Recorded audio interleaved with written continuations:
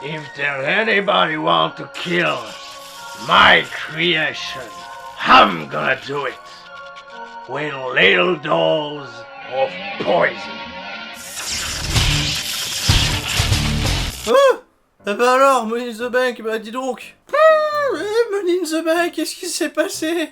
Hier soir, si vous étiez passionné, vous avez le choix entre deux choses. Regardez la finale de Game of Thrones, tu vois, le dernier épisode, tu vois, ça fait 10 ans qu'on regarde et qu'on est là, qui va être sur le trône, tout ça, c'est haletant quand même, c'est prenant, t'as envie de savoir quand même ce qui va se passer et tout. Et puis t'avais WWE, Money in the Bank, je sais pas, je me suis dit Game of Thrones, je vais regarder avec des amis, tu vois, et je vais rester loyal au catch. Ah, je vais rester loyal. Ça, pour être loyal, j'étais loyal, hein, parce que là, regardez le truc en pleine nuit, tout seul, avec vous, sur Twitter, voilà, on a Twitter encore pour se réconcilier, parce que Game of Thrones, je peux comprendre, je préfère le regarder avec des amis, tu vois, poser, etc., voir leur action, sentir l'émotion autour de nous, enfin, quand tu regardes du catch, cette émotion, tu l'as plus ou moins parce que t'as un public, t'as une audience qui est là, qui vit le truc, et puis voilà, et puis t'as Twitter qui pleure à côté, voilà, c'est un peu différent, je pense que ça aurait été plus cool de regarder ce pay-per-view avec des potes autour de moi, tu vois, pour se faire un high five, pour les voir dégoûter, parce que là, en termes de twist, en termes de scénar, WWE, qu'est-ce qui se passe? Ils se sont dit, on va surfer sur l'effet, je vais pas dire WrestleMania, parce que WrestleMania, tout est beau, tout est rose, il y a un petit effet un peu Royal Rumble, tu vois, j'ai un peu trouvé, allez, on va faire des twists, on va faire des scénars, personne va s'y attendre, et encore une fois, bah, on s'y attendait pas.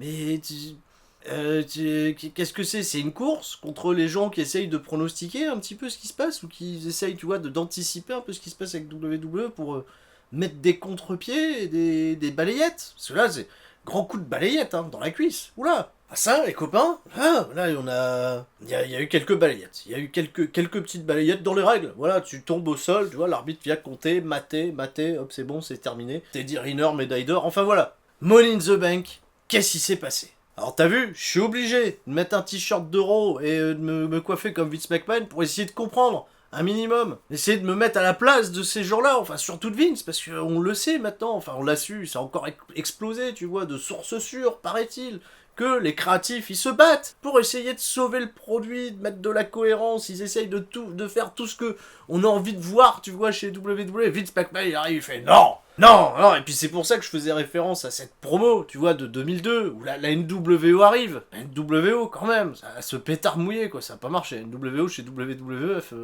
non. Parce que t'avais Ric Flair en face qui venait racheter des parts de WWF, et ils allaient se séparer, ils étaient sur le point de séparer les rosters en deux, et Vince McMahon a dit non, je vais tuer ma propre création, je vais l'emmener au trou, elle partira avec moi. Et qu'est-ce qu'il fait? Ils sont peut-être en train de faire ça en vrai en fait. Vince McMahon, ça y est, 73 ans, il va sur 74, et t'as l'impression qu'il a décidé, personne ira après moi. Personne ira après moi. Là, s'il faut, je l'enterre, je vous laisse de l'argent, hein, parce que là, vous allez avoir du pognon, ça, vous en aurez, hein, Money in the Bank, hein, comme tu veux, là, l'Arabie Saoudite, ça arrive bientôt. D'ailleurs, ils l'ont dit, ça va être plus grand que WrestleMania, c'est promu comme ça. C'est un événement encore plus grand que WrestleMania, ah bon? Mais tous les fans de catch qui se déplacent et qui font de WrestleMania le grand, on s'en fout, non. Bah allez en Arabie Saoudite, prenez un billet, bah, essayez de passer comme ça. Bah, on n'a pas envie d'aller en Arabie Saoudite en fait. Nous en Europe ça va, on peut encore regarder le show, mais les Américains ils vont devoir se lever le matin avec le café, comme ça ils se disent ah bon, Bill Goldberg, t'en maté, ah bah mieux que WrestleMania. Donc j'en sais rien moi si c'est plus grand que WrestleMania, si les indies là, Joey Janela, Game Changer, ils vont tous se pointer autour de l'Arabie Saoudite pour faire le Joey Janela Spring Break en Arabie Saoudite. Là je réfléchis mais non, tu vois, Priscilla Kelly elle peut pas faire le spot du tampon en Arabie Saoudite, ça va pas marcher. Donc non, laissez WrestleMania tranquille enfin. Et là c'est tout ce que je voulais pas, tu vois, avec Money in the Bank, c'est que c'est un show qui semble avoir été bâti pour nous construire encore un peu plus l'Arabie Saoudite, et ça c'est pénant, ça c'est chaud, ça c'est... Oulala. Donc bah allez, on va y venir. Le kick-off avec le match du kick-off, bon, RAS. Enfin une petite chose quand même, parce que Brian et Rowan, le titre était pas en jeu. Non, je zappé, total, tout le monde. On pensait que le titre il était en jeu face au Uso, c'est un match en pay-per-view, même si c'est dans le kick-off. Mais le titre en jeu, c'est pas bien grave. Et en fait, non, et si le titre est pas en jeu, bah qu'est-ce qui se passe hein, tu peux demander à Flo sur 3CFM, maintenant vous êtes tous au courant. Si le champion est impliqué dans un match où le titre est pas en jeu, bah le champion perd, il va pas chercher bien loin. 11 minutes de match, 2 coupures pub. Voilà, ils nous ont coupé le match en deux. 11 minutes, kick-off, Brian, on coupe quand même le match en deux pour faire la promotion du pay-per-view qu'on s'apprête à voir. Ils sont forts quand même, c'est fort. Et le kick-off se termine même pas, tu vois, que les Usos célèbrent dans un match. Ok, c'était bien, mais le kick-off est pas fini. Il y a Naomi, elle fait déjà son entrée. Elle est partie en avance, voilà, elle s'arrive. Habillée en Bumblebee. Bumblebee de DC Universe, tu vois, la première super héroïne black. Qui a dû se faire piquer par une abeille, hop, c'est devenu une abeille, j'en sais rien. Je suis nul en DC. Alors, univers DC, univers Marvel, j'étais voir Avengers vite fait, mais je comprends pas tout, tu vois. Ça, moi, je me suis pas assez impliqué, tu vois, dans le truc, mais c'est bien, c'est super-héros, voilà. Moi, je regarde d'autres super-héros, les catcheurs, même si, bon, enfin, un peu les branques, quoi. Bon, et puis voilà, Naomi, elle arrive au ring avant le pay-per-view commence. Donc, si toi, t'es sur AB1, tu regardes le pay-per-view comme ça, tu sais pas qui est dans le kick-off, elle a fait son entrée, tu dis, bah, le traitement pour Naomi, ils l'ont déguisé en Maya l'abeille, elle a même pas le droit à une entrée.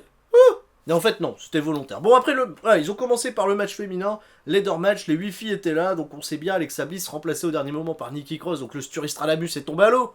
Bien sûr, parce que je voyais qu'Alexa Bliss, tu vois, pour gagner le truc, et c'est tombé à l'eau, et j'ai envie de dire qu'on n'a pas eu l'accident de voiture auquel je m'attendais. C'était décent, c'était un peu gênant par endroits, on sent que dans l'exécution, c'est pas toujours bien chouette. Attends, bah non, t'as Dana Brooke, t'as Mandy Rose dans le ring, c'est pas non plus, tu vois, tu vas pas t'éclater, tu vas pas te dire, oulala.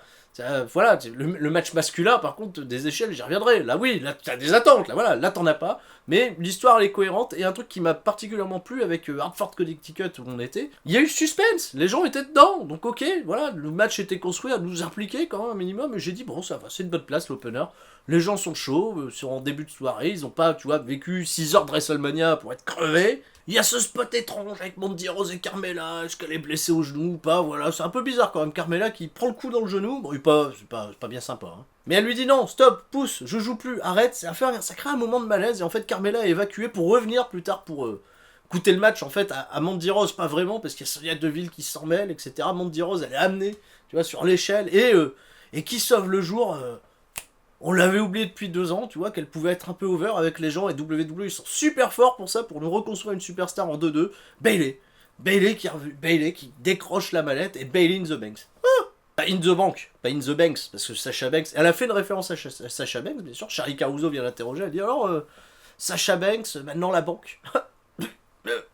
Charlie Caruso, Charlie Caruso, c'est vraiment le porte-parole, tu vois, de Vince McMahon aux interviews. C'est bon alors, c'est Sasha Banks là, qui nous casse les pieds là. Vas-y, parle-en. Bayley, elle fait une bonne promo, plutôt sobre, etc. Confiante, tu vois, et concentrée sur ses objectifs futurs. Ça va, pour un premier match. Ok, il est là, il est plutôt honnête, un opener ok, solide, voilà. Et puis on passe à la suite. Samoa Joe défend le championnat des États-Unis contre Rey Mysterio, et forcément on s'attend à la revanche de cette débâcle de WrestleMania qui a duré 1 minute pour une blessure à la cheville qui n'existe pas en vrai. Enfin, si elle existe, mais il n'a pas attaqué à la cheville, mais en fait il était blessé. Bref, Dominique est revenu, on a remis des ingrédients dans le moulin, et on se dit, allez, là on va voir un vrai match. Ouais, 1 minute 40. Victoire de Rey Mysterio, tu vois, comme ça, voilà, c'est tout. Et puis sur un Victory Roll, où Samoa Joe, tu peux bâtir, tu vois, reprendre le projet de la construction de l'A24 dans le Nord, tu vois, tu peux reconstruire une autoroute, tout passer sous l'épaule. Tout passe. Victory Roll, Samoa Joe, il est là, comme ça, il est sur le côté. Ouais, comme ça, voilà. Alors tu comptes jusque 3, là? Il compte, vas-y, compte. Ça passe, l'arbitre, 1, 2, 3, et Rey Mysterio devient champion. Hein? Donc on devrait être content que Rey Mysterio soit champion, t'imagines? Grand Slam championne et tout, c'est quand même classe. Sur le papier, c'est prestige, tu vois, une victoire de Rey Mysterio pour le championnat des États-Unis, 1 minute 40 sur une erreur d'arbitrage. Même Dominique, backstage, il était là, regardait son père, tu vois, de côté. Hein, bien sûr, quand tu regardes la télé WWE, t'es de côté. Il voit son père gagner comme un filou, et ça pose pas de problème. Voilà, je veux au ring, je célèbre. Oh, et même les gens, tu vois, ils sont contents, pas pire. Et là, tu vois Samoa Joe qui se relève, et en effet, il a le nez pété. Il a le nez explosé, et en écoutant des reports, des podcasts, tu vois, qui ont suivi WrestleMania, apparemment, la blessure de Samoa Joe aurait écourté le match. Alors que le match soit court, ça fait un peu sens, tu vois, par rapport à WrestleMania, la storyline, enfin, tu vois, histoire de construire un 3e match, vraiment, un vrai match cette fois-ci entre les deux. Mais si c'est la théorie de l'accident, et qu'en plus, Samoa Joe, il a l'épaule dégagée, pour justifier le fait qu'on fasse un rematch, parce que Samoa Joe, il va faire quoi lundi à Raw? Lundi à Raw, il va gueuler normalement. Bah, tu vas gueuler, l'arbitre il va se prendre une amende, on va retrouver des vieux tweets de lui d'il y a longtemps, enfin non, je confonds les histoires. Mais si ça se trouve, pas du tout. Lundi à Raw, Samoa Joe, il va être peinard, oui, il va pas être là. Il reviendra, il s'occupera même pas de Rey Mysterio, parce que WWE, la cohérence par moment, c'est... Donc voilà, ça, je spoil peut-être trop, j'en sais rien, parce que je l'ai pas vu. Mais si ça se trouve, ils font ça. Et ça n'aura aucune suite, et aucun sens. Et pourquoi? Donc allez, on a une vraie guerre, on a la cage qui descend, et on a le Miz qui fait face à Shane McMahon. The best in the world. Quel enfer! Oula, mais pourquoi tu mets une cage? Tout ce qui me faisait peur avec ce match, on l'a eu. On l'a eu, c'est-à-dire c'était juste dans la cage. Et c'est une bagarre qui est Pas des plus excitantes, parce que même le public est pas super investi. Il y a un peu de pop pour le Miz au début, mais pas pire, pas trop. Et alors que le Miz, quand même, domine bien. Ça domine, hein. Il affronte peut-être le meilleur du monde en face, mais le Miz, ça domine bien. Skull Crushing Finale sur une chaise. Je sais même plus comment elle est arrivée. Il y a une chaise. Skull Crushing Finale sur une chaise. 1, 2, et Shane McMahon attrape la corde. Il attrape la corde, et du coup, ça fait boue, tu vois, dans le public, parce qu'il se dit, ah, il n'y a pas de disqualification. Même les commentaires. Ils disent, Michael Cole, Corey Graves, pourquoi vous faites ça? L'arbitre. Mais en fait, non, il y a une règle, les copains, enfin, tout le monde oublie cette règle, parce que, déjà, c'est très con de décrire ton match pour faire respecter cette règle, parce que tu sais forcément que ça a créé de la confusion, tu vois, auprès des gens. Parce qu'en effet, t'es dans un match de cage, il n'y a pas de disqualification, mais le tombé doit se faire à l'intérieur du ring si tu veux remporter par tombé, ou alors tu t'échappes de la cage, voilà, c'est ce qui se passera plus tard d'ailleurs, mais le tombé doit se faire à l'intérieur du ring, et dès lors que t'attrapes la corde, t'es considéré dans les règles du catch en dehors du ring. Donc on peut pas faire appliquer un tombé. Et c'était bien arbitré finalement. Voilà, c'était bien arbitré, mais c'est quand même très con. Alors ça par contre, c'est super con de donner un Skull Crushing Finale, le finish du Miz, en plus de ça sur une chaise, et que Shane McMahon est suffisamment conscient encore derrière pour attraper une corde. Pas de problème, ça va. Ça va. Et puis le match derrière, il va vendre, mais bof, tu vois, la grosse blessure à la tête qui est censée se prendre quand même avec ce finish qui fait un peu overkill, ça va. Ouf. Best in the world. Donc ça me gêne. Ça me gêne. Et après, ils font un finish pérave, où ils sont tous les deux en haut de la cage, et on s'attend à ce que Miz porte une superplex, tu vois, sur Shane McMahon. Ah là, parce qu'on l'a pas encore vu Shane McMahon, tu vois, tomber de haut. Parce qu'on s'attend qu'à ça quand on voit Shane McMahon. Quand est-ce qu'il tombe? Et finalement, non. Finalement, il glisse dans son t-shirt. Voilà, il perd son t-shirt, il tombe par terre. Et c'est fini. 1, 2, 3. Enfin, 1, 2, 3, non, pas fini 1, 2, 3, mais c'est fini dehors. Voilà. Et puis il a gagné. Torse nu, Shane McMahon, voilà, c'est très bien. Se hyper, un genre de match pareil, c'est quand même dramatique, quoi. C'est pas un bon match, déjà d'une. Et en plus, c'est ça le pire, c'est ça qui me tue. C'est que le Miz et Shane, ils ont une histoire, mais alors qui est méga solide, quand tu réfléchis bien sur le papier depuis plusieurs mois. Mais c'est une histoire qu'on a tellement pas envie de savoir. On n'a pas envie de raconter. Non. On dirait le mec qui fait une série, là, il y a 6 saisons, tu vois, préparées, et personne ne regarde. Mais il les diffuse quand même. Bon, à ce moment-là, dans l'idée de Vince McMahon, tu vois, dans sa tête, c'est là, il y a eu beaucoup d'action, de la violence, une grosse histoire, il faut que les gens soufflent. Envoyez Arya Daivari. Là, t'as Arya Daivari qui arrive. Arya, bah, c'est pas aujourd'hui. Ah non, c'est pas le bon plan. De toute façon, les gens connaissent plus Arya Daivari, on les voit même plus à Raw de temps en temps, les cruiserweights, pour décoller. Là, ils les ont mis dans la carte principale. Non, ça a jamais embarqué les gens. Ça a jamais fait le taf. C'est pas Buddy Murphy, tu vois, et Cedric Alexander, tu vois, que les gens connaissaient un peu et sur lesquels ils s'étaient un peu investis, mais là, non. Là, rien. Et Tony Nese, il peut faire vraiment ce qu'il faut, tu vois, pour être... Mais en face de ça, Arya Daivari est pas mauvais, parce que le match est pas déconnant, mais à aucun moment il est excitant, tu vois, pour les gens. Et même si toi, derrière ton écran, tu dis, ouais, super, un bon match de catch et tout, mais si t'as pas cette ambiance du public, enfin, moi, si je l'ai pas, cette ambiance du public, si je la ressens pas, j'ai du mal à m'évader avec les catcheurs. Donc Tony Nese a gagné. Bon, pour Arya, bah... Bah, et merci, hein, voilà, c'était peut-être le plus grand moment de sa carrière, on n'en sait rien. Et puis, bah, peut-être que c'était un plan, tout simplement, de Vince McMahon pour dire, bah, vous voyez, les cruiserweights, vaut mieux les mettre dans le kick-off, parce que là, ils sont en train de me tuer le show, là, qu'est-ce qu'on fait, là? Ah, qu'est-ce qui se passe? Avant d'enchaîner, il y a 2 éléments scénaristiques qui vont se passer pendant le show sur lesquels j'aimerais revenir. Je sais plus où ils sont positionnés dans le show, mais bref, j'en parle tout de suite. Premièrement, Sami Zayn avait demandé à Triple H, backstage, une protection. Tu vois, il a demandé, est-ce que tu peux m'envoyer Bradshaw Farouk, là, pour me protéger, parce que Braun Strowman, il va arriver, il va me casser la gueule, je suis pas bien. Parce qu'on se souvient, il a pris le spot de Braun Strowman suite à une victoire à Raw, tu vois, donc c'est en plus un spot obtenu dans les règles, si tu veux, bon, enfin voilà, tu vois, c'est officiel. Et en effet, plus tard, tu vas voir Braun Strowman qui arrive, il veut tout casser, tu vois, il veut retrouver Sami, il arrive, il crie « Sami, Sami, Sami !» Et encore un peu plus tard, on retrouve Sami pendu par les pieds. Voilà, qu'est-ce qui se passe? On va vous faire en sacré... Sami pendu par les pieds, original. Limite une scène de crime à la True Detective, on n'en est pas loin. Donc Triple H, il est pas content, il est pas content, je lui ai dit de pas venir à Braun Strowman, il vient quand même, il va voir Braun Strowman, il fait, ah, toi tu repars, voilà, donc Braun Strowman, bon, il s'en va, voilà, très bien, mais c'est pas lui, il a pas eu le temps de faire une enquête, il y a pas d'enquête, Triple H, conclusion hâtive, voilà, et Braun Strowman, tu dégages. Et on se retrouve à 7, tu vois, dans le Money in the Bank principal, donc ça, intrigue, pour la suite, attention, est-ce que ça va jouer, oh là là. Et l'autre information hyper importante, c'est que, oui, j'ai dit, l'Arabie Saoudite c'est plus important que WrestleMania, ça c'est vrai, mais il y a un autre point, c'est le titre hardcore, j'anticipe déjà. Demain à Raw, enfin ce soir à Raw, quand vous allez regarder, nous on en reparlera à 3CFM demain, Mick Foley est invité pour présenter un nouveau championnat chez WWE, un nouveau. Voilà, donc tu fais des rapprochements, Mick Foley, il vient pas parler du championnat féminin, non. Il vient pas parler particulièrement d'un championnat européen. Après, je vois pas d'autre ce que tu peux. Non, il vient parler d'un championnat un peu plus extrême, à mon sens. Puis ça tombe bien. Il y a Extreme Rules qui arrive prochainement. Et peut-être que en Arabie Saoudite, ils ont dit vous avez encore le titre hardcore là, avec les mecs qui tombent là sur les tables et tout là. C'est bien ça, c'est bien, c'est bien. Donc Vince McMahon il a fait un devis, voilà, il arrive, il fait bon bah ça c'est autant. Ah bah ça c'est $1 million en plus. Arabie Saoudite elle a peut-être signé et hop c'est parti quoi. Demain Mick Foley annonce en grande pompe, voilà, titre hardcore, enfin titre extrême ou titre softcore, comme vous voulez l'appeler, on s'en fout, c'est un titre hardcore PG. Ou un titre de la télé-réalité, j'en sais rien. Enfin, je m'avance, mais bon, ce qui semble être le plus plausible. Mais quand même, un titre de plus. On a beaucoup chez WWE. Il y a beaucoup de catcheurs. Un titre de plus. Voilà, c'est pour Vince McMahon, il faut qu'il écrive avec un titre. S'il écrit pas, il n'y a pas de titre, il a du mal. Donc, Vince McMahon, voilà, il prend son papier, il met un titre, et après, il écrit. Bon allez, Becky Lynch qui arrive, Becky Two Belts, over, pas possible, over, c'est revenu. Ah bah on sait pas, c'était un petit peu parti après WrestleMania, c'est revenu d'un coup, c'est Hartford Connecticut, ils sont revenus, Becky Two Belts, Becky à fond, et Lacey Evans a du mal à voir de la hit, ça va pas huer trop sur elle, je sais pas, peut-être les gens la trouvent un peu cool, parce que c'est vrai qu'elle est fun, elle est un peu intéressante à voir, surtout en promo, tout ça, le personnage est très bien travaillé. La première partie du match va être plutôt bien bonne, ouais, je suis bien, moi je trouvais que c'était plutôt intéressant dans le ring, c'est agréable. Et elles vont faire un match qui va durer, je crois, moins de 10 minutes, ça va pas durer si longtemps, mais il y a un gros coup de mou sur la fin.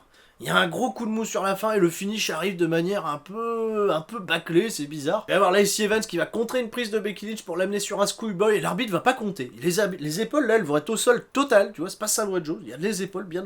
Jamais il va compter, il va se positionner, en fait il fait le tour pour le spot suivant, à savoir c'est Becky Lynch qui renverse le schoolboy pour porter le disarmer et instant tape. Voilà, c'est... Il n'y a même pas un poil de suspense, un petit plan sur la tête de Lacey Evans, tu vois, le temps de faire « Ah, j'ai mal et je tape !» Non, c'est mon bras il est là, ok, je tape. Et ça, c'est con parce que ça m'a sorti du... J'ai fait « Oh merde !» Dommage, parce qu'on était sur un truc, ok, Lacey Evans a perdu si facilement, quelque part. Et puis, voilà, Becky Lynch célèbre, et ce qui devait arriver arriva, voilà, Charlotte Flair, elle arrive tout de suite, elle est contente, grosse smile, elle se dit, eh ben écoute, tu sais quoi, le match pour l'autre ceinture, la bleue, là, c'est maintenant. Voilà, et elle est contente parce qu'elle sait que Becky Lynch, elle a catché 8 minutes 30, et que ça lui donne un avantage considérable sur la rencontre. Ça va tenir en 6 minutes cette affaire, c'est pas si mauvais dans le ring, hein, parce que Becky, elle continue de se battre, les gens restent dedans, et puis les échanges de strikes sont plutôt bons, on sait que les deux filles se connaissent super bien, donc on est quand même assez garant, tu vois, d'une bonne qualité, puis on n'a pas une Becky Lynch, tu vois, qui catch sur un genou. Comme la grosse débâcle de Fastlane qui était impossible à suivre, c'était très très pénible, Charlotte Becky Lynch. Le pire de tous d'ailleurs, parce que les autres sont plutôt bons. Et là, moi, je retrouve un petit peu cette énergie qui est entre les deux, et puis les gens sont impliqués. Et il y a ce spot de fin où Lacey Evans revient. Elle revient, les droits de la femme. Voilà, en plein dans la tronche à Becky Lynch. Charlotte, elle s'apprête à porter une souplesse à Becky Lynch. Elle se fait avoir, roll-up, 1, 2. Il y a un 3, mais terrible. Il y a un 3, tu peux aller jusque 3, mais tellement loin. Et Kyoda arrête le compte avant qu'il y ait le moindre signe de dégagement, parce que oui, le finish n'est pas prévu comme ça, il va se faire... Kyoda, c'est l'arbitre en chef, il va se prendre une amende lui aussi, pourquoi ? Ça se relève, Big Boot de Charlotte qui passe à côté, en plus il n'est pas joli ce Big Boot, et 1, 2, 3, victoire de Charlotte, nouvelle championne du côté de SmackDown, et encore un arbitre qui... Et c'est long là, c'est lourd, ça fait beaucoup d'arbitres qui... Donc bon, c'est le résultat que j'attendais. C'est le résultat. Je m'attendais à voir Lacey Evans en 1 perdre et Charlotte en 2 gagner. Voilà, quelque part, c'est une décision qui me tire un peu le cœur parce que vous l'avez vu, en plus j'ai eu l'occasion de parler avec Becky Lynch et waouh, c'était cool avec les deux ceintures et tout, Becky Two Belts. Quelque part, je marche dedans. Hein. Je marche vachement dedans et voilà, maintenant j'ai un affect particulier pour Becky Lynch, même si on sait un petit peu crêper le chignon, viteuf. Alors c'est super viteuf, voilà, je vous ai dit, il y a une embrouille, il n'y a pas d'embrouille. Elle est fantastique. Et puis j'ai vu que vous avez adoré en plus ses commentaires, donc ouais, petit passement au cœur quelque part. Et puis il va y avoir cet aftermatch qui, quand tu réfléchis, fait vraiment passer Charlotte pour la reine des neuneux. Ah, la queen of the neuneux, les copains, c'est pas bon ça. Ça m'a pas plu du tout parce que oui, elles se mettent à deux avec Lacey Evans, donc Lacey Evans elle décide d'aider Charlotte, on sait pas trop pourquoi. Elles ont des intérêts communs, on va dire. Ok, elle tape à deux, tu vois, sur Becky Lynch. Ok, Charlotte, qu'est-ce qu'elle a à taper encore sur Becky Lynch ? Elle a sa ceinture. Tu rentres à ta maison, tu vois, c'est Lacey Evans et Becky Lynch où il y a de l'animosité. Et là, qui fait le save, les gens crient après elle. Bayley. Elle arrive, elle fait maisonnette, mais pas pire, parce qu'à un moment, elle va quand même s'en prendre une, elle va faire un tout petit dodo. Et Charlotte, la nana, elle vient en plus. Bayley, elle vient pas toute seule, elle vient avec sa mallette. Elle vient avec sa mallette. Charlotte, elle voit la mallette, elle sait qu'il y a la mallette et elle va rester dans le ring et elle va continuer d'attaquer Becky Lynch sans aucune raison. Becky Lynch, le travail il est fait. Elle continue de lui mettre 2-3 petits coups de pied, ok. Elle va continuer d'attaquer Becky Lynch, qui réussit malgré tout, tu vois, à esquiver un truc pour la foutre dans le poteau. Becky Lynch, intelligemment, elle roule à l'extérieur du ring. Bah, y a Bayley qui arrive avec une mallette, elle a encore une ceinture, cassos. Charlotte, c'est mort. Charlotte, elle a pris une épaule au poteau, les copains. La bonne vieille épaule au poteau, je t'avais dit qu'on avait parlé d'épaule aujourd'hui. Elle est là, elle est étendue sur le côté, Yamcha contre les Saiyans. Bayley, elle cache sa mallette, tire Charlotte, monte sur les cordes, descente du coup de Macho Man Randy Savage. Oh yeah, dig it. Et 1, 2, 3. Nouvelle championne à SmackDown, et ça crée un chouette, très très chouette moment avec le public, gros moment de communion. Et Bayley, c'est ce que je disais un peu plus tôt, là, 2 ans de booking de merde, que WWE, en un instant, a réussi, tu vois, ils ont renversé la vapeur pour Bayley, ça fait un bon moment, quelque part, qui fait très peu, voilà, qui laisse quand même Charlotte pas très intelligente sur le coup, ça m'embête un peu, parce que Charlotte, j'ai envie qu'elle soit, j'ai envie que ça soit Cersei Lannister, tu vois, qu'elle soit, mais tellement au-dessus des autres, et qu'elle soit, tu vois, très intelligente, qu'elle a un coup d'avance, 3 coups d'avance sur tout le monde, et là, non. Là, elle fait une erreur limite de débutante, tu vois, rester dans le ring quand il y a la mallette et tout, elle se fait avoir. Et Becky Lynch, intelligemment, est pas là. Becky Lynch, elle va même pas voler le moment, tu vois, de Bayley. Elle revient pas dans le ring pour célébrer avec elle. Elles auraient pu, tu vois, ça aurait pas été dégueulasse, tu vois, ça. Peut-être même. Non, c'est juste Bayley. On verra pas Becky Lynch, mais on est parti pour avoir du Becky Lynch Lacey Evans, je pense, du côté de Raw. Et Bayley, Charlotte, tu vois, du côté de SmackDown. Bon, c'est pas pour me déplaire, parce que Bayley, il y a eu des bons matchs avec elle. Donc là, c'est un bon. C'était. Ok, il y a des trucs qui me déplaisent dans tout ça, mais quelque part, voilà, j'ai bien aimé, je me suis laissé prendre au jeu, et le public a beaucoup aidé. On passe à la suite avec un plan sur Roman Reigns qui marche backstage, il y a Elias qui marche derrière, il a une guitare, et à ton avis, qu'est-ce qui se passe? À ton avis, là, très bien, attention, un twist, un truc incroyable, un Rousseau Swerve, qu'est-ce qu'on a? Attention, un coup de guitare. Un grand coup de guitare dans le dos de Roman Reigns qui fait dodo, voilà, direct, et super badass Elias va au ring avec sa guitare, une autre, il y a une guitare électrique. J'ai rangé la mienne, donc on fera pas les effets sonores, petite promo, tu vois, avec Hartford Connecticut, on joue un peu, ça va, c'est bien. Elias qui fait ok, c'est tout pour moi, je rentre à ma maison, et là il remonte la rampe d'entrée, il arrive, tu vois, tout en haut du stage, et Roman Reigns revient. Grosse droite dans la face, la Superman Punch, on va au ring, on démarre le match qui va durer 10 secondes, victoire de Roman Reigns. Pas une fois, Roman Reigns dans ce match a montré des signes de douleur au dos par rapport à l'attaque du coup de chaise. Non, c'est oublié, c'est genre Roman Reigns, il arrive en retard, tu vois, et ça y est, il est là. Et rien, il y a rien qui fait sens, tu vois, normalement, c'est encore à la limite, ce truc, ça aurait pu justifier le fait que Roman Reigns arrive péter dans le match, que le match soit juste une hit de Elias avec le comeback de Roman Reigns et on y va. Et en fait, non, ça c'est de la fainéantise et de l'incohérence absolue de WWE pour peut-être laisser Roman Reigns peinard pour aller regarder le dernier épisode de Game of Thrones parce qu'il adore la série et puis voilà, il était tranquille. Le match il s'est terminé, le Game of Thrones ça commence à la télé. Très bien, regarde-moi ça. 10 secondes, va même pas vendre un peu le coup de chaise, même pas. Alors après. C'est peut-être aussi une bonne décision pour une chose, les amis, parce que t'exposes Roman Reigns dans un match long avec Elias, ça peut amener la foule à s'en foutre. Voilà, et à boycotter le match et à un petit peu niquer l'overness, tu vois, de Roman Reigns. Voilà, peut-être les gens auraient chanté pour Elias, puis Elias, faut pas que ça catche beaucoup plus de 5 minutes, tu vois, sinon c'est. Donc bon, c'est une décision étonnante, mais. Allez, si c'est pour nous empêcher de voir Elias. Voilà, et puis on a laissé Roman Reigns aller regarder Game of Thrones. Enfin, j'en sais rien, je dis ça au plus grand des hasards, hein, mais. Ça le mettait bien, tu vois, petit effort ce soir, 10 secondes de match. Bon, et puis ça a permis de souffler après le gros truc avec Bayley, tu vois, Vince McMahon, il fait il faut que les gens soufflent. Amenez Elias, on va souffler, et puis là on remonte un petit peu dans les tours avec Seth Rollins contre AJ Styles, construction de storyline totalement pourrie, c'est nul, la construction elle est bon.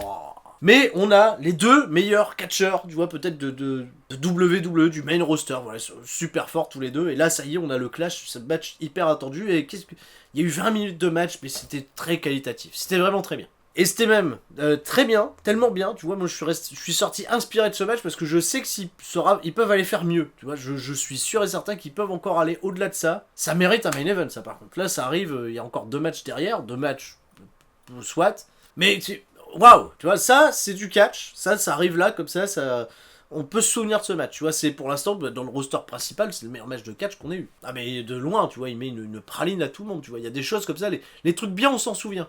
Miz contre Shane McMahon, il a peut-être fait le pire Frog Splash ever. Parce que s'il y a eu des Frog Splash pires que le sien, tu vois, je m'en souviens plus. J'aime bien me souvenir aussi des trucs bien. Et là, Seth Rollins contre AJ Styles, ouais, je m'en souviendrai parce que c'était un super affrontement. C'était un très bon match de catch. Avec le soupçon de suspense qu'il fallait, tu vois, AJ Styles a pas toujours été... J'ai pas senti un AJ Styles attentiste, tu vois, dans l'attente de mettre over Seth Rollins, on passe à autre chose. Non. Il y avait de l'implication, il y avait un peu de passion dans ce match et ça fait plaisir. Et le public est resté bien solide là-dessus, donc... voilà, une belle victoire de Seth Rollins qui le consolide, voilà, comme on s'y attendait, la poignée de main entre les deux, la cover de 2K18, la cover de 2K19, finalement c'est le 18 qui a battu le 19, bon, très bien, on passe à la suite, voyez ce match, il faut le voir ce match, il faut voir ça, du bon catch, du très bon catch. Alors on part pour un match, enfin c'est un peu annoncé comme ça, il y a Lucha House Party qui vient au ring, voilà, les gens sont là, ils assistent à ça, tu vois, et puis là Lars Sullivan arrive, il leur casse la tronche, il n'y a pas de match en fait, c'est un angle, c'est juste pour voir Lars Sullivan...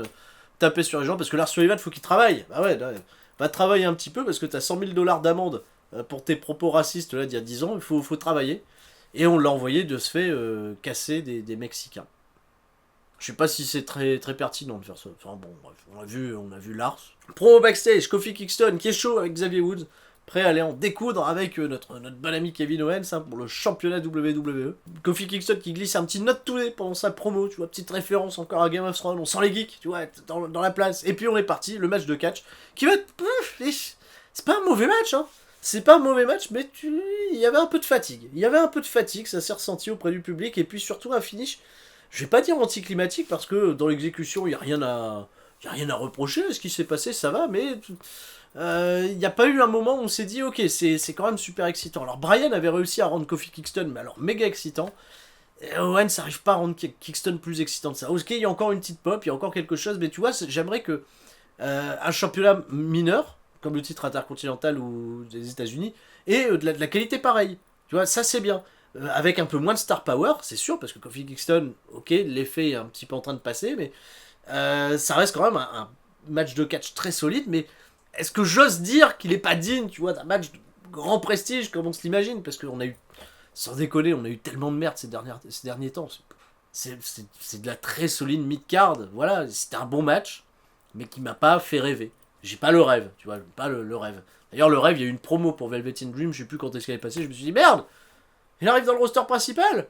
Et en fait, non, c'était pour te dire, regardez NXT. Ah bon, bah, on n'y manquera pas. Victoire de Kofi Kingston, et c'est bizarre parce que le match se termine de manière à ce comme c'est une belle victoire clean, tu te dis est-ce que Owens y aura une suite à ça, et c'est un peu dommage pour Owens. Bon allez, on est parti, Money in the Bank, je pense que c'est la raison principale pour laquelle vous êtes venu sur cette vidéo et vous êtes dit ok, il y a peut-être des gens qui ont passé la vidéo, qui arrivent à ce moment précis, pour voir Sturry avec sa perruque là en train de faire Vince McMahon. Va chercher une perruque de Vince McMahon, tu sais c'est quoi ça? En réalité c'est une perruque de Wolverine que j'ai dû retravailler un peu pour faire Vince McMahon. Parce que j'essaye de penser comme lui, là, pour essayer de comprendre pourquoi il fait ça, pourquoi il nous torture à ce point, et c'est dur, c'est très dur.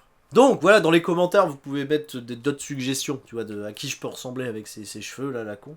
Et Baron Corbin arrive au ring, alors, Baron Corbin, majestueux Baron Corbin, fantastique. Tous les autres catcheurs arrivent, ils sont 7. À l'applaudimètre, c'est un peu Baylor quand même le plus over chez les Babyface. Finn Baylor, ça marche plutôt bien. Randy Orton, par contre, grosse aura de star. Tout le début du match va être pour lui. Tout le début du match, c'est Randy Orton qui est à l'extérieur du ring et qui fait son... Tu sais, le truc où il avait buté un des frères Singh, là, sur la table des commentateurs, il va le faire à... je sais pas dans l'ordre, hein, il va le faire à Ricochet, il va le faire à Finn Balor, il va le faire à Ali, il va tous les envoyer comme ça sur la table. Et puis il va faire genre, allez hop, ça c'est fait, il rentre au ring pour aller poser une échelle. Et les gens, Randy Orton, grosse pop, pas mal du tout, l'ami Randy.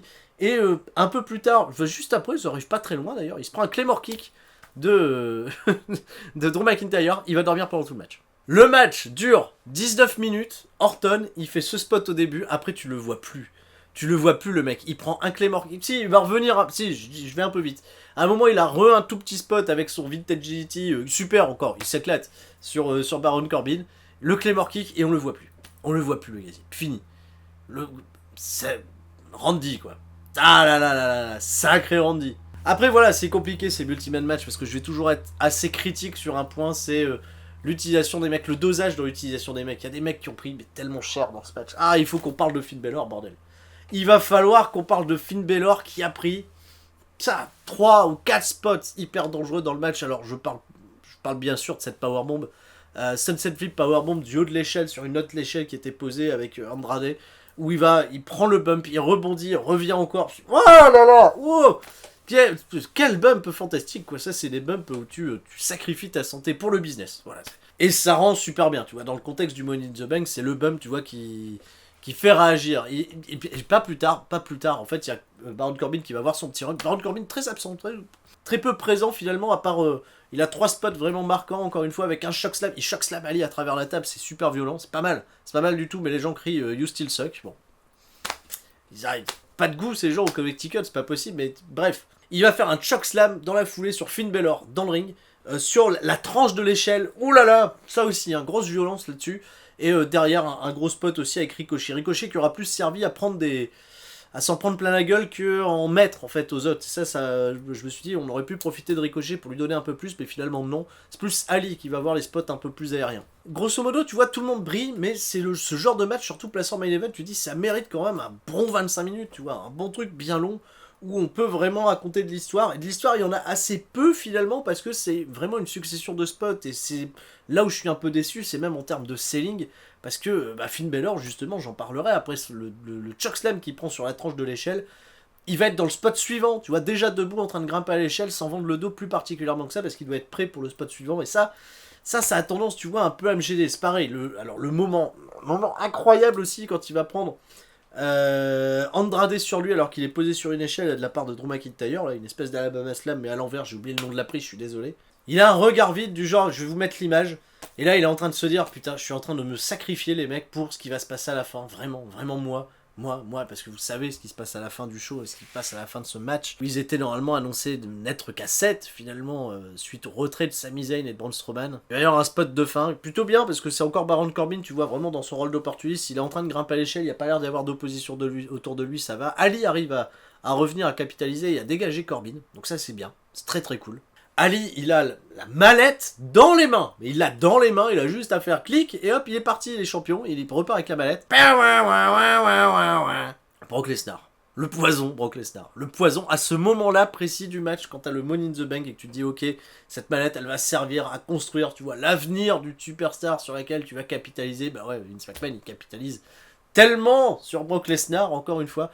Brock Lesnar qui arrive dans le match. Dégage Ali, voilà, dégage. Il blesse 2 caméramans au passage, c'est pas mal. Il va blesser Ali d'ailleurs, ça chute dans les cordes d'Ali, apparemment il se blesse, ça n'a pas été filmé mais il s'est bien blessé. Il décroche la mallette, voilà. C'est comme ça, et Brock Lesnar donc du coup détient le Money in the Bank en 2019. On a besoin, tu vois, d'avoir ça. Brock Lesnar, normalement, tu t'en fous, Brock Lesnar. T'as Brock Lesnar, déjà t'as Brock Lesnar, qu'est-ce que t'as pas besoin d'une mallette pour justifier qu'il a un match de championnat. On sait très bien, Brock Lesnar, niveau politique ou autre, là, le fait que Brock Lesnar il a la mallette, tu fais bon. Ok, il va y avoir un côté un peu. Avec son faible peu d'apparition, etc., ça peut tomber un peu à tout moment, ça peut rendre la chose un peu excitante, mais on sait qu'il y a l'Arabie Saoudite qui va arriver et il va très probablement être challenger au titre de Rollins. Donc bon, est-ce que c'est parce qu'il cache sa mallette pour affronter Rollins en Arabie Saoudite? Tu vois, le cash-in, il amène à l'Arabie Saoudite, si ça se trouve, c'est. Voilà, ça c'est un peu. Ça me surprend, mais après, voilà, moi, le gros problème que j'ai sur ce match, encore une fois, c'est vraiment pour un souci de cohérence. Si t'as des arbitres, encore une fois, les rois des neuneux, les arbitrages, je suis désolé, les mecs, c'est dur d'être un arbitre chez WWE, mais t'as 7 catcheurs dans le ring, ça sonne la cloche, c'est-à-dire qu'on l'a validé pour moi, à ce moment-là, c'est clos, c'est terminé. Ils seront que 7 dans le match. Qu'est-ce qui va justifier qu'un mec qui serait le 8ème, parce que le match était initialement à 8, il arrive à la fin du match quand tout le boulot est fait, quoi. Non mais comment tu le justifies ça? Explique-moi. Qu'est-ce qui te permet de rentrer comme ça à la fin d'un match? C'est tellement facile. C'est la porte ouverte à tellement tout. Non, je veux pas. Je veux pas, parce qu'en plus, tu sais pourquoi je veux pas d'un finish pareil? C'est parce qu'il va pas nous être expliqué. Demain, à Raw, il y aura pas d'explication sur Brock Lesnar. Brock Lesnar, il va même pas être à Raw déjà demain. Bah non. Les billets d'avion, ils sont pris, hein. Ils vont en Arabie Saoudite et puis c'est tout, quoi. Il fera une promo...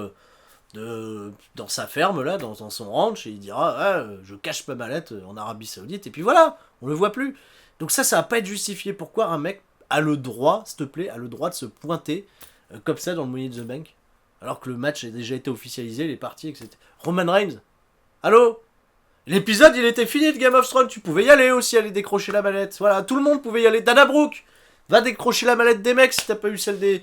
Vous pouvez y aller, apparemment c'est open bar, allez-y. Tout le monde, voilà, dans le public, il y avait des mecs dans le public. Allez-y, cherchez cette satanées mallettes, là, tout le monde peut y aller, on n'aura pas d'explication, et ça me tue. Ça me tue, et si Vince McMahon veut vraiment tuer son produit, il s'en sort, là, c'est bien. Alors ok, il y a un intérêt certain sur Brock Lesnar, et j'ai l'impression de passer, tu vois, pour le rageux sur Internet, qui va dire « Oui, WWE, qu'est-ce que vous faites dans une semaine ?» C'est Double or Nothing dans une semaine. All Elite Wrestling, ça arrive dans la foulée, et ils nous servent ça, tu vois, en termes de contenu scénaristique, ils nous offrent ça, quoi. Ce qui permet en plus à Chris Jericho d'avoir fait un tweet en disant « Oh là là, bien, Money in the Bank. Oula, ils ont mis Brock Lesnar sur orbite, nouvelle superstar à construire. Qu'est-ce que c'est intelligent. Oh là là, quel bon booking. » Mais tais-toi, Jericho, ne dis rien. Vous avez pas encore fait votre truc, la Double or Nothing, mais bon, on va regarder, hein, parce que la WWE, vous m'avez surpris. Alors, des hauts et des bas hein, sur ce Money in the Bank. Hein, des gros hauts et des gros bas. De tout. J'ai eu de tout. À boire, à manger, voilà. Être très curieux de ce qui va se passer ce soir à Raw, malgré tout. Donc, tu vois, moi, je suis vendu, de toute façon. Même si je rage, je suis pas un bon exemple parce que je sais que je vais regarder toutes les semaines, tout le temps, et que ça va pas s'arrêter. Alors que pourtant, il mérite. Est-ce qu'il mérite? Vous me le dites dans les commentaires. Vous allez aussi partager, liker cette vidéo, mettre des pouces bleus et nous donner, et on vous donne bien sûr rendez-vous demain à 20h. Bah non, c'est pas un peu plus tôt, ça sera 19h, 3CFM, on va débriefer Money in the Bank et on vous parlera également de Raw en compagnie de Flo et de Vincent qui fera son retour à C7 Catch FM. Merci à tous ceux qui font des soutiens sur YouTube, vous pouvez aller visionner quelques petites pubs, voilà, pour nous aider à nous développer toujours un peu plus et ce qui vous permet désormais d'avoir un C7 Catch FM en diffusion, en replay, gratuite, sans coupure pub, et ça c'est quand même pas mal. Je vous fais gros bisous à tous, j'ai besoin de souffler, et puis là j'ai du montage surtout, oh là là. Et je vous dis à la prochaine, c'était Stury. God damn it! Ciao, bye bye!